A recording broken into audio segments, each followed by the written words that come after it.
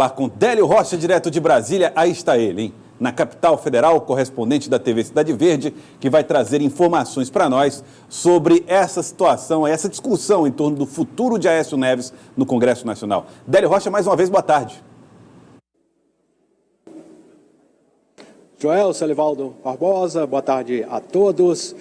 Aqui no Congresso Nacional foi formada, Joel, uma espécie de força-tarefa aí envolvendo o Palácio do Planalto, o PMDB, o PSDB, todos tentando salvar o mandato do senador Aécio Neves. E essa questão aí, quer dizer, os senadores parece que não estão muito interessados em cortar na própria carne. O que a gente vê é um sentimento de autoproteção e isso certamente vai refletir na votação de terça-feira, quando o mandato do senador Aécio Neves pode ficar em xeque quando for decidido aquelas medidas impostas pela Justiça, pela primeira turma do Supremo Tribunal Federal. Então vamos acompanhar uma matéria para a gente entender melhor essa questão.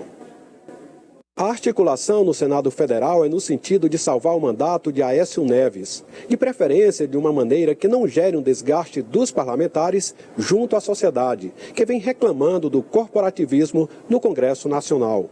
As reclamações que repercutem na opinião pública não são por acaso. A maioria dos parlamentares da Casa sinaliza no sentido de derrubar a decisão do Supremo Tribunal Federal, que impôs o afastamento do senador Tucano e seu recolhimento domiciliar noturno. Agora existe dentro do Senado Federal um movimento defendendo que a análise do caso Aécio Neves seja feita por meio de uma votação secreta. Assim as pessoas não ficam sabendo quem trabalhou para livrar o senador Tucano. Essa medida preserva o nome dos parlamentares que podem beneficiar Aécio Neves, derrubando uma medida que foi imposta pela primeira turma do Supremo Tribunal Federal.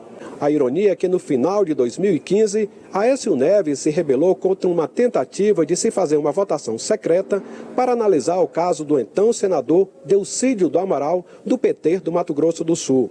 E agora, para salvar a própria pele, Aécio vem incentivando nos bastidores a adoção da votação sigilosa.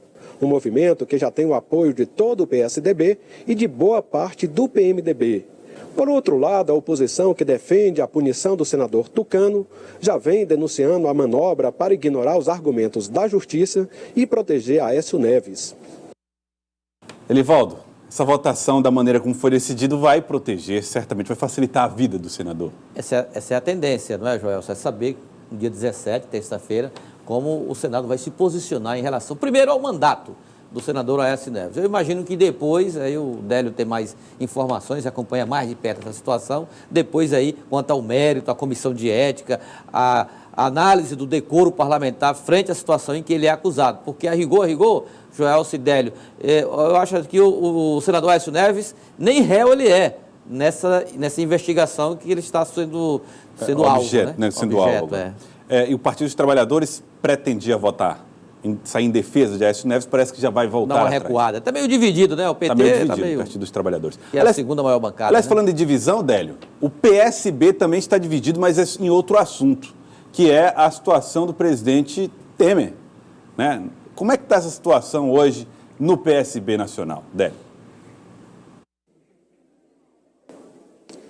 Joelson, hoje o PSB ele tem uma parte que é governista, como você disse, outra parte que quer o prosseguimento da denúncia contra o presidente Michel Temer no Supremo Tribunal Federal.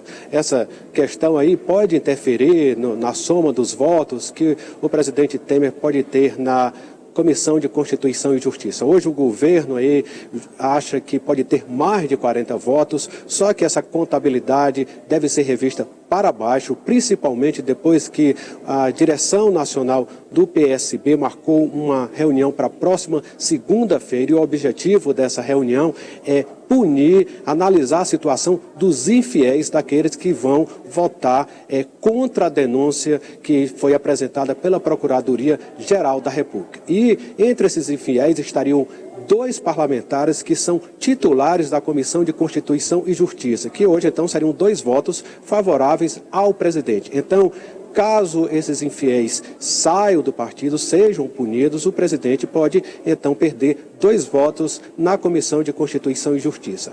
Agora, essa reunião de segunda-feira também mostra um outro lado da crise no PSB, que é um partido que vem aí perdendo sua identidade, aquela questão ideológica dele vem ficando pelo caminho e o partido está diminuindo, perdendo vários parlamentares. E aí, nesse contexto, 2 parlamentares piauienses, Heráclito Fortes e Rodrigo Martins, devem sair do partido, mas aí por conta própria. E o que a gente escuta aqui na Rádio Corredor do Congresso Nacional é que Heráclito e Rodrigo Martins só estariam esperando o DEM ganhar um novo nome para, aí sim, no momento certo, eles embarcarem de mala e cuia nesse novo partido, se é que dá para a gente chamar de novo partido. E para finalizar, eu queria também lembrar que o senador Átila Lira pode... é outro a deixar aí, que tudo indica, deve deixar o PSB, ele já teria recebido vários convites do PMDB, então aí, no momento certo, é outro que deve sair do partido. E Joelson, antes de voltar ao estúdio, eu queria saber do Elivaldo Barbosa, como o PSB, que levando em conta essas possíveis perdas de parlamentares, como o partido deve chegar às eleições de 2018, se ele vai chegar enfraquecido, ou se no Piauí ele tem aí peças de reposição para suprir essa carência de parlamentares. É com você. Esse é um problema sério aqui do PSB, mas no plano estadual, Joelson, o PSB é um partido firme na oposição e que tem engrossado o discurso a cada dia na oposição, com 3 deputados estaduais. Agora, é claro, com essas baixas federais acaba, né? E de certo modo interferindo. Mas o presidente da sigla no estado, o ex-governador Wilson Martins, tem a seguinte avaliação: o PSB segue com sua bancada estadual, um razoável número de prefeitos, de vereadores e firme na oposição. Quanto a Rodrigo Martins, Átila Lira e Heráclito Fortes, que devem deixar o partido, é apenas uma divergência nacional, porque no plano local permanecem assim dentro do mesmo projeto de oposição, apenas possivelmente em siglas diferentes. Essa é a avaliação que o PSB faz. Agora, é claro que nenhum partido acha bom, acha correto perder, sobretudo o parlamentar federal. É curioso porque 2 parlamentares, Átila Lira e Heráclito Fortes, já discordam do partido desde o momento que firmam posição contra o presidente Michel Temer. No caso de Rodrigo Martins, a discordância é outra.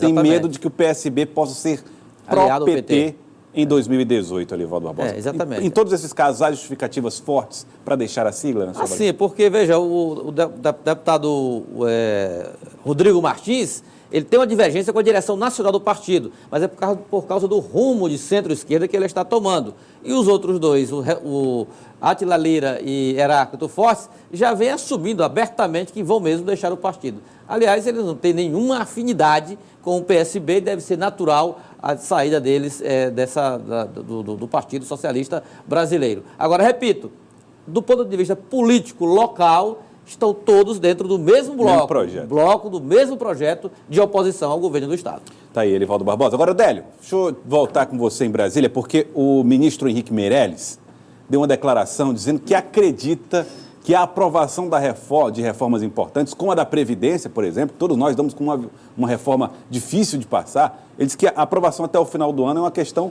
moral, mostrando um certo otimismo de que a reforma seja aprovada não só dentro do governo Temer ainda, mas ainda esse ano, neste ano 2017. Como é que isso tem repercutido no Congresso Nacional, Délio? Olha, aqui os parlamentares não fazem coro ao ministro da Fazenda, não, viu, Joelson?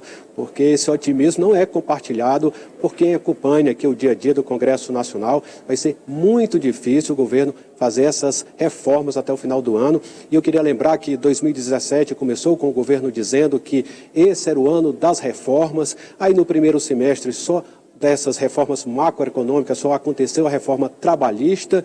Aí em agosto o mesmo ministro, Henrique Meirelles, disse que o ciclo de reforma deveria ser fechado até o final do ano. E ontem, em Washington, falando para investidores americanos, ele disse que sim, que existe uma boa chance de fazer todas essas votações aí até dezembro. Só que é muito difícil, Joelson. Por exemplo, nesse momento o Congresso está aqui discutindo essa segunda denúncia contra o presidente Michel Temer, e depois disso, essa votação está prevista para acontecer em 24 de outubro. Aí depois disso, para se discutir a reforma da Previdência, a reforma tributária, que elas exigem um quórum qualificado de 3/5 dos parlamentares nas duas casas, em duas votações. É difícil pensar em que tudo isso aconteça em pouco mais de 2 meses, né? Porque aí o tempo corre, é difícil, ainda mais lembrando que a reforma da Previdência deve gerar assim, um descontentamento muito grande, a opinião pública está muito atenta a essas mudanças, aí principalmente na questão da aposentadoria, e os parlamentares talvez não queiram se comprometer com uma mudança como essa, às vésperas das eleições de 2018. E outra questão que pode complicar ainda mais o calendário é que, quando chega dezembro, a prioridade aqui no Congresso Nacional é aprovar o orçamento do ano seguinte. Isso tem que ser feito até o dia 22 de dezembro, senão não tem recesso parlamentar, e claro que os deputados e os senadores não vão querer isso, vão se debruçar a questão do orçamento de 2018, para aí sim entrarem de férias, só vão voltar depois em 1º de fevereiro, e as reformas, claro, vão ficar para depois. Muito obrigado, hein, Délio, pelas informações. Queria agradecer Délio Rocha, direto de Brasília, trazendo tudo a respeito da capital federal e dessa movimentação política também. Muito obrigado, Délio Rocha. Obrigado, Délio.